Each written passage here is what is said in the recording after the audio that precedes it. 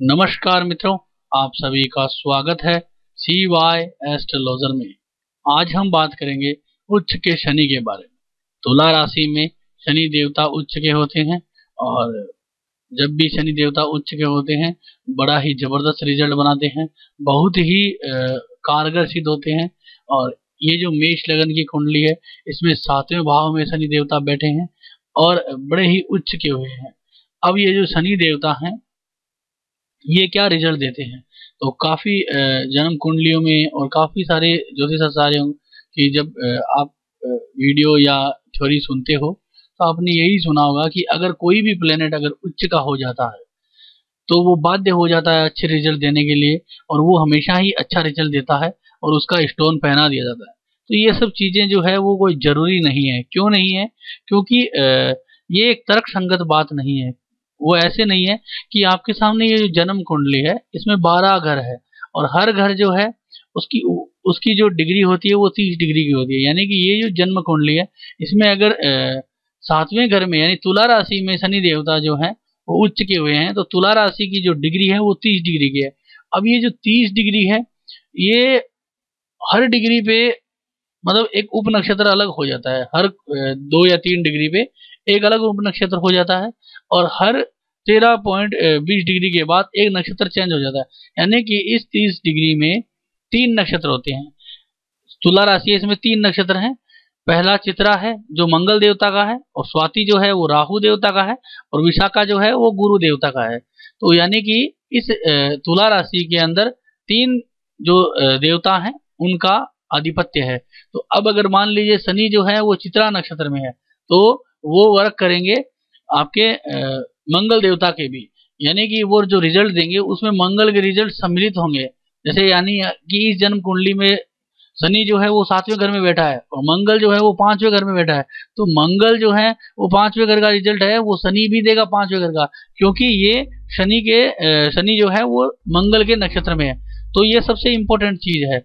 यानी कि आप अगर कभी भी कोई भी जन्म कुंडली में रिजल्ट निकालो तो नक्षत्र का रिजल्ट जरूर निकालिए, क्योंकि बिना नक्षत्र के हमें पता ही नहीं चलेगा। ये एक ऐसी थ्योरी है जैसे हम किसी शहर में रहते हैं या किसी कोई राज्य में रहते हैं। जैसे राजस्थान है, अब राजस्थान के अंदर आपको बता दिया कि जयपुर है और जयपुर के अंदर आपको बता दिया कि ये रेलवे स्टेशन है या बस स्टैंड के पास रहता है, तो हमें क्या ढूंढने में और रिजल्ट निकालने में आसानी रहती है। और अगर हमें यही बता दिया कि हम जयपुर में रहते हैं तो जयपुर बहुत बड़ा है, तो उसी प्रकार ये जो घर है तुला राशि जो है 30 डिग्री के ये बहुत बड़ी है। यानी कि इस 30 डिग्री में 3 नक्षत्र हैं और एक नक्षत्र के अंदर 9 उप नक्षत्र है, यानी कि 27 जो है वो उप नक्षत्र है। तो यानी कि एक जो ग्रह है वो कई ग्रहों के रिजल्टों को सम्मिलित करके रिजल्ट देता है। तो इसमें आप एक थ्योरी नहीं लगा सकते कि भाई यहाँ पे कोई भी ग्रह अगर उच्च का हो गया तो वो बाध्य हो गया अच्छे रिजल्ट देने के लिए। ये एकदम निराधार थ्योरी है। इस थ्योरी से कभी रिजल्ट नहीं निकलता। जिन लोगों के रिजल्ट निकले हैं वो एक तरह से मात्र एक कोइंसिडेंट है। मतलब ये एक असंभव सी चीज है कि हम यहाँ पे तुला राशि में शनि उच्च का देख के उसका स्टोन डाल दिया और उसका रिजल्ट आ गया। ये ऐसे हो सकता है इसमें कि शनि जो है वो मंगल के नक्षत्र में है चित्रा में, और मंगल जो है वो बड़ा ही योग कारक है, तो काफी अच्छा रिजल्ट आ जाता है। तो देखिए हम इसका जो रिजल्ट है वो सिग्निफिकेटर के थ्रू निकाल सकते हैं। जैसे यहाँ पे हम देखेंगे इसका सिग्निफिकेटर। अब ये जो शनि है ये क्या सिग्निफाई करता है? अब देखिए शनि जो है वो 10वें घर में उसकी राशि है, 11वें घर में राशि है और 7वें घर में बैठा है, तो बड़ा ही योग कारक है, बहुत ही अच्छा रिजल्ट देता है। और मंगल के नक्षत्र में है, तो मंगल के नक्षत्र में है तो मंगल जो है वो पहले 8वें और 5वें घर का रिजल्ट देता है। तो यहाँ पे थोड़ा सा नेगेटिव चला गया है क्योंकि इसमें अष्टम भाव आ गया है।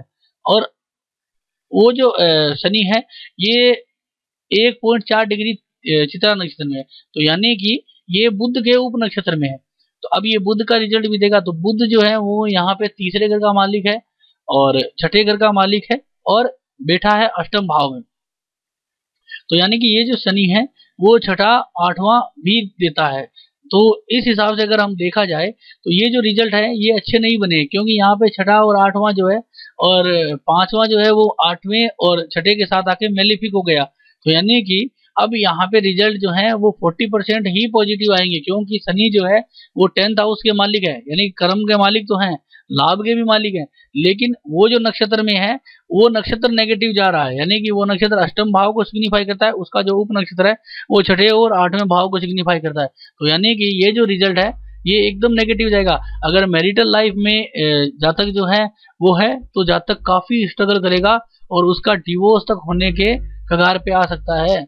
और अगर उसके जो जॉब वर्क है, यानी वो किसी ऑफिस में काम कर रहा है, तो वहां पे खूब सारी रुकावटें आएगी, उसको मतलब उसके जो सहयोगी होंगे वो उनको वहां पे सेट होने नहीं देंगे और उनको खूब सारा डिप्रेशन आएगा नौकरी की वजह से, क्योंकि यहाँ पे पांचवा घर जो है वो आठवें घर के साथ आपका मेलिफिक हुआ है, क्योंकि छठा घर जो है वो नौकरी का है और उसका जो 12वां घर है वो 5वां घर है, यानी कि जो 5वां घर है वो रुकावट है नौकरी की, और वो क्या हुआ कि 8वें घर के साथ और छठे घर के साथ आने से मेलिफिक हो गया। तो यानी कि इसको नौकरी संबंधी डिप्रेशन आना है, खूब सारा आना है। तो यानी कि ये जो शनि है ये उच्च का हुआ है, लेकिन इसका कोई भी रिजल्ट अच्छा नहीं आया है।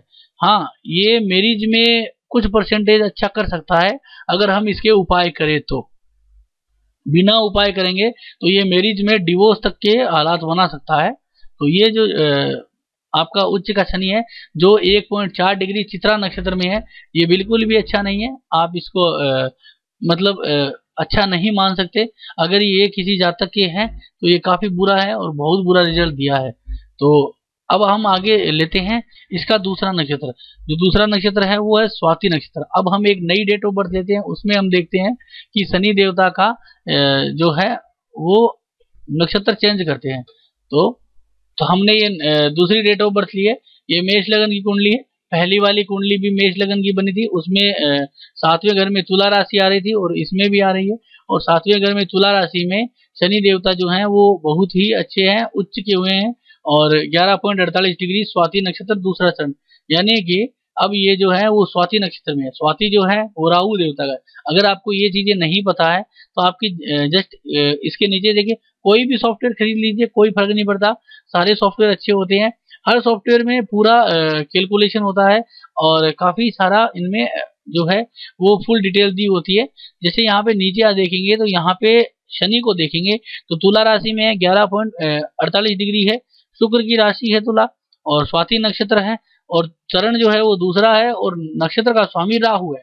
अब ये जो है शनि जो है वो राहु के रिजल्ट भी देगा। अब ये शनि राहु के रिजल्ट देगा और उप नक्षत्र जो है वो भी राहु है, सॉरी वो शनि है।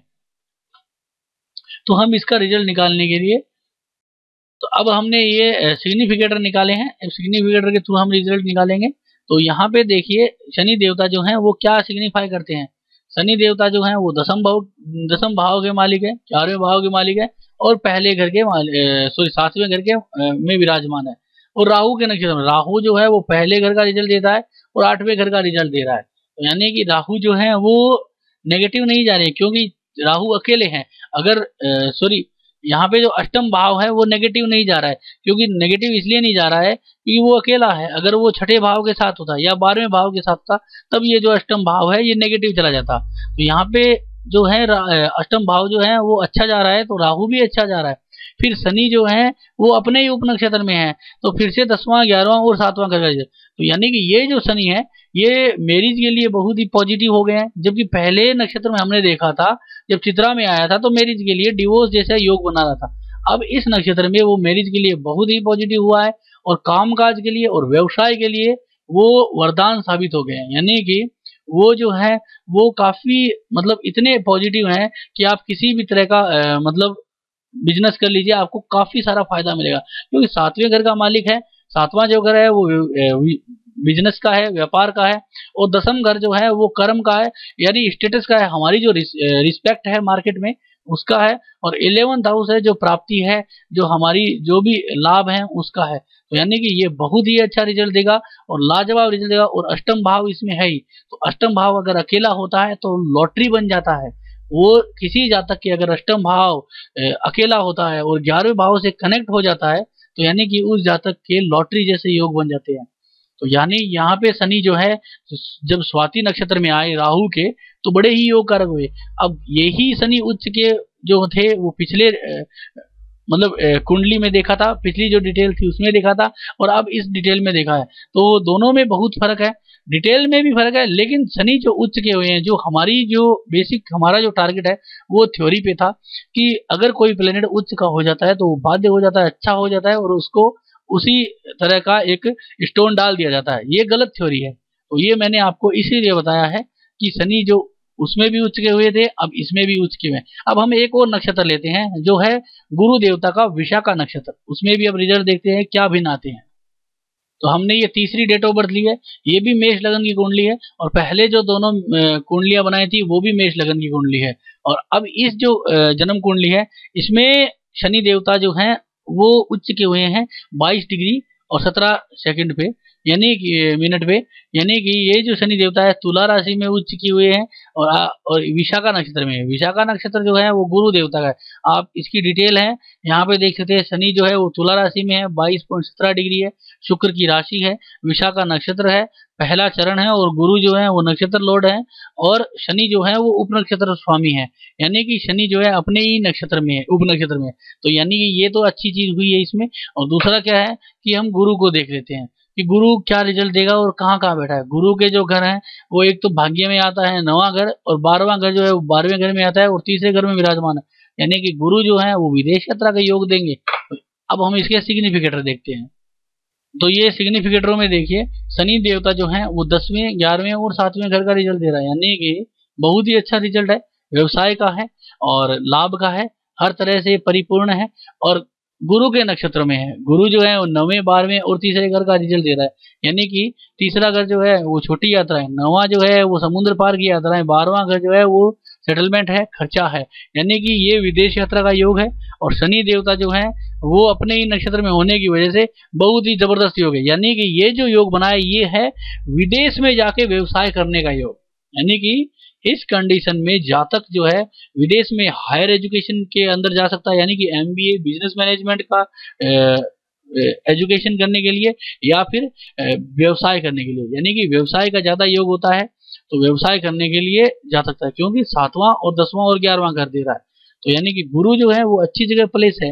अगर यही गुरु अष्टम भाव में होते, अगर यही गुरु जो है वो अष्टम भाव में होते, तो 8वां और 12वां घर रिजल्ट बन के ये पूरा रिजल्ट जो है वो खराब हो जाता। तो यही मेन चीज होती है कि एक अच्छा प्लेसमेंट, यानी कि एक अच्छी राशि का स्वामी जो है वो, और अच्छे नक्षत्र का स्वामी जो है वो अच्छी जगह प्लेस हो जाए तो पूरा रिजल्ट बदल जाता है, और अगर वो गलत जगह प्लेस हो गया तो पूरा रिजल्ट खराब हो जाता है। तो यानी कि यहाँ पे जो गुरु है वो बिजनेस मैनेजमेंट की एजुकेशन दे रहा है, प्लस आपका जो है शनि के साथ आने की वजह से ये जो है विदेश यात्रा और बिजनेस मैनेजमेंट की एजुकेशन और विदेश में जाके बिजनेस करने का योग बना रहा है। तो यानी कि ये जो शनि देवता है उच्च के अच्छे हुए हैं, बहुत ही अच्छा रिजल्ट दिया है और बहुत ही योगकारक रिजल्ट दिया है। तो आप अपनी जन्म कुंडली में कभी भी कोई भी ग्रह अगर उच्च का देखते हैं तो उसका ऐसे ही स्टोन न पहने, ये काफी हानिकारक हो सकता है। ज्यादातर अच्छा हो जाता है, क्योंकि ये जो थ्योरी बनी है ये काम करती है, अच्छी जगह काम करती है, लेकिन कई बार हम कुछ हमारी मतलब गलत प्रेडिक्शन की वजह से हम गलत स्टोन पहन लेते हैं, और उसकी वजह से हमें कई तरह के भारी नुकसान उठाने पड़ सकते हैं। जैसे मान लीजिए तलाक का योग आ गया, तो ये सबसे भारी नुकसान है। नौकरी से छूट जाने का योग आ गया, तो ये भी भारी नुकसान है। अगर मान लीजिए यहाँ पे विदेश यात्रा हो रही थी और कुछ नेगेटिव प्लेनेट और आके विदेश यात्रा को रोक रहे होंगे और हमने वो स्टोन पहन लिया, तो ये भी एक मतलब नेगेटिव बात है। तो यानी कि स्टोन को पहनने से पहले हमें पूरा जांच लीजिए कि वो स्टोन एक्यूरेट जा रहा है या नहीं जा रहा है, क्या रिजल्ट देगा, कब रिजल्ट देगा, तो उसका निष्कर्ष निकाल के ही हमें ये स्टोन पहनना है। तो ये जो वीडियो था उच्च के शनि के ऊपर था, आपको कैसा लगा आप जरूर बताएं। अच्छा लगा तो लाइक कीजिए, नहीं अच्छा लगा तो डिसलाइक कीजिए। और अगर आप अपनी जन्म कुंडली का फलादेश हमारे से करवाना चाहते हैं तो आप हमें कॉल कर सकते हैं। मेरा मोबाइल नंबर है 0729697841 और मेरा ईमेल आईडी है cyastrologer@gmail.com। तो धन्यवाद दोस्तों।